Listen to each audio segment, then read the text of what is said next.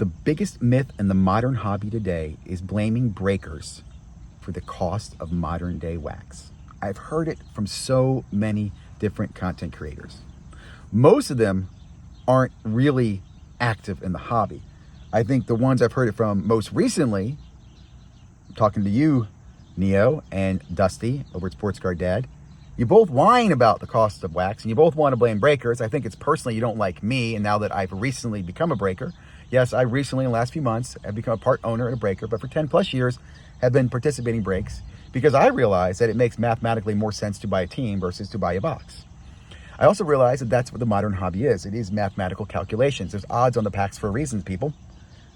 And I'm not going to lecture you on what the hobby is, whether it's for collectors or investors. That's for each individual to do what they want to. But I'm not going to sit here and blame breakers, right? I'm going to take personal responsibility for what's causing this, right? What is causing the rise in wax? It's individuals buying singles. I mean, it's clear as freaking the sky is blue, the grass is green. If you don't see that, I don't know what I can do to help you understand that. I can tell you this as a breaker now. When I price a break, I price it on two things. I look at the market and I look at the valuation of the team based on the potential hits that are in that team. Does that make sense to you? In a PYT, the Reds are more valuable because an LA De La Cruz rookie is worth more money than, say, I don't know, some guy who's on the A's. Does that make sense? That's a supply and demand thing. That's not a manipulation. That's not the breaker being evil.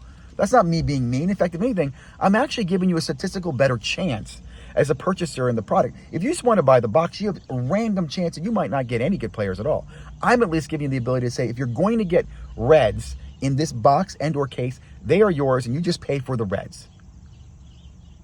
Like, I'll put it this way, guys. Breaking is the future of the hobby.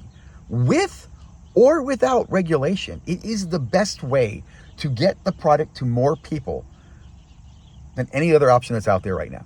Now, there are concerns and challenges in breaking. I'm not going to go into that. But this video is specifically to call out the myth that is propagated by people who do not participate in sports card breaks, who are too jealous and envious of others and want to complain about it.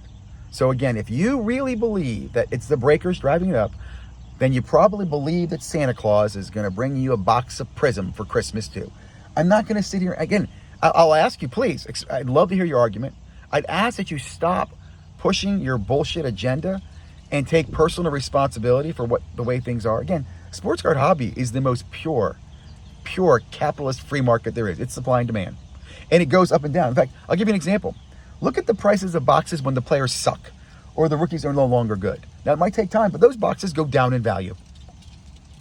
The breaker can't keep them up. You know why? Because the breaker can't sell them. Do you know why? Because the singles don't have value. It's everything in this hobby is based on the value of what singles are selling for. Now, I'll leave it at that, okay? I beg anyone, please make a logical argument why you can blame the breakers. And I heard Run Good Life blaming the breakers for buying up the DECA. The one comment I'll make on this right now is that we have a challenge because Panini does not give a shit right now, okay? Let me clarify that. They don't give a crap. So yes, they are more likely to dump all their inventory and tell you it's the best thing than sliced bread and line it with golds in every damn box if they can move that product for the next 2 years. You have to recognize that. In fact, on a separate rant here, I'll just kind of go into this real quickly, is that what you're witnessing is the rise of refractors versus autographs. Fanatics has the autographs, Panini has the refractors. And if you think refractors are going to be more valuable in the future, well, you're probably the same one who wants to blame breakers for ruining the hobby.